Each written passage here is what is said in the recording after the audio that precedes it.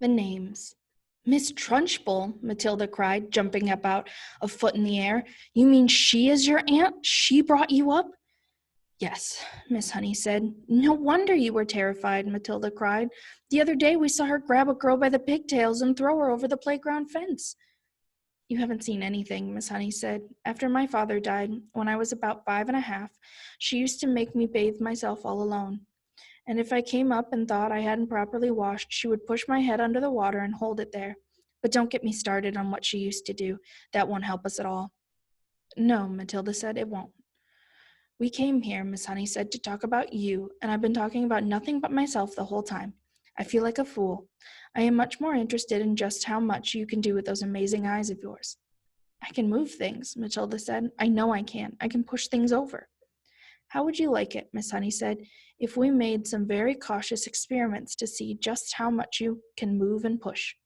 Quite surprisingly, Matilda said, if you don't mind, Miss Honey, I think I would rather not. I want to go home now and think about all the things I've heard this afternoon. Miss Honey stood up at once. Of course, she said, I have kept you here far too long. Your mother will be starting to worry. She never does that, Matilda said, smiling. But I would like to go home now, please, if you don't mind. Come along then, Miss Honey said. I'm sorry I gave you such a rotten tea. You didn't at all, Matilda said. I loved it. The two of them walked all the way to Matilda's house in complete silence. Miss Honey sensed that Matilda wanted it that way. The child seemed so lost in thought she hardly looked where she was walking, and when they reached the gate of Matilda's home, Miss Honey said, You had better forget everything I told you this afternoon. I won't promise to do that, Matilda said, but I will promise not to talk about it to anyone any more, not even you. I think that would be wise, Miss Honey said. I won't promise to stop thinking about it, though, Miss Honey, Matilda said. I've been thinking about it all the way back from your cottage, and I believe I've got a tiny little bit of an idea.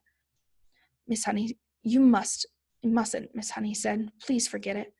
I would like to ask you 3 last things before I stop talking about it, Matilda said. Will you please answer them, Miss Honey? Miss Honey smiled. It was extraordinary, she told herself, how this little snippet of a girl seemed suddenly to be taking charge of her problems, and with such authority, too.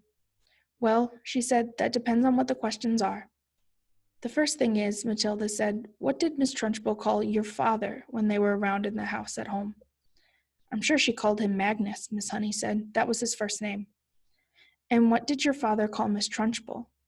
Her name is Agatha, Miss Honey said. That's what he would have called her.